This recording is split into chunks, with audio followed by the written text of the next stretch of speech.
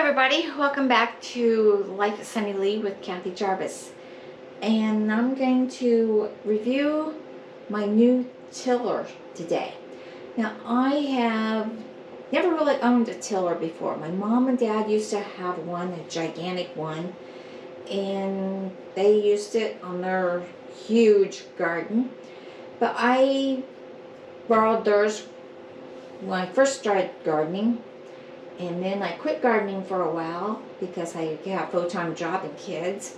And then when I started again, I started with raised beds and didn't need the tiller because by that time my parents were, they didn't have a tiller anymore.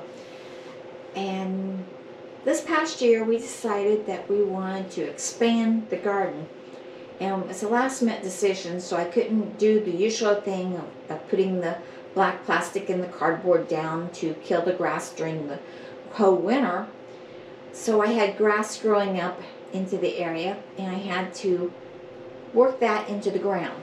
So we decided to buy a tiller, and I wanted a smaller one that I could handle because I remember my mom and dad's was a big one. Dad could handle it easily, but my mom had trouble handling it. So what we got was this Earthquake 2-cycle cultivator tiller, and it's versatile, convenient, easy to control. It's 2 cycles, so you have to mix the oil and the gas together, and it gives you instructions on how to do this. It came in this little box here. This is the box, and shows all the different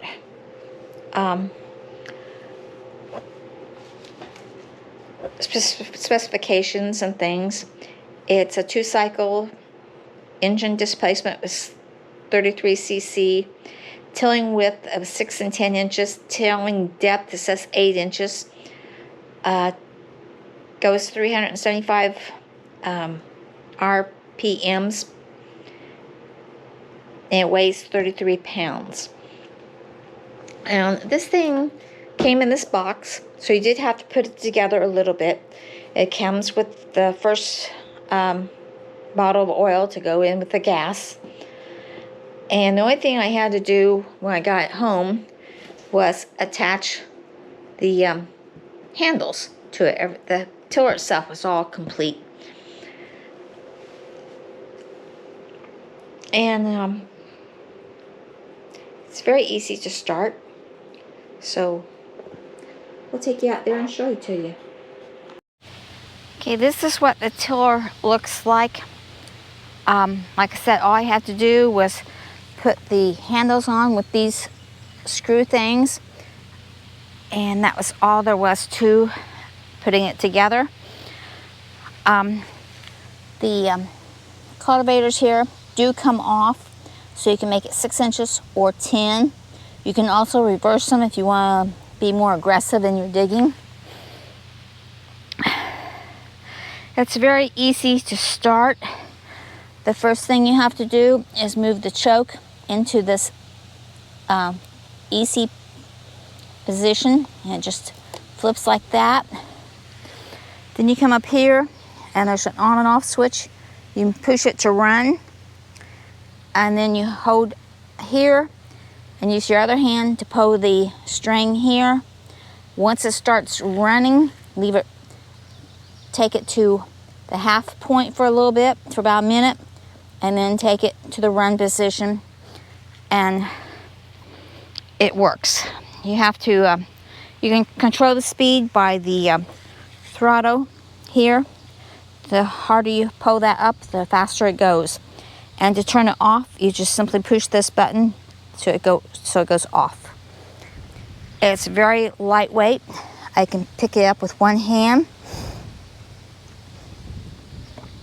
but it does do the job. And I'll show you some footage of when we started and the finished product of how it ended up. And it says it goes down to 8 inches. Actually, when I was planting the tomatoes, I measured at one point and it did go down to almost 10 inches. So it depends upon how much you just leave it dig and how many times you go over it.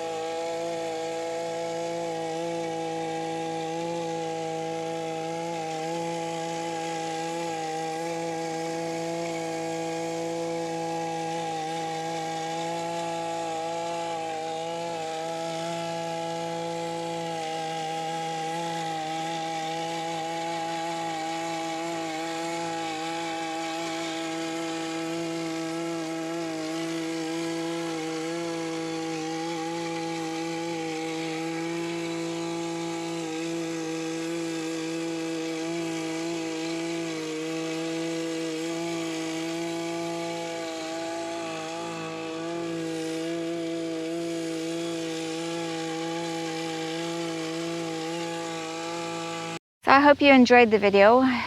If you decide you want to get a tiller, look into them. If I had the money, I probably would have gotten a rear tine tiller. I hear that those are easier to control. But for my budget, this is what I got, and I'm pleased with it.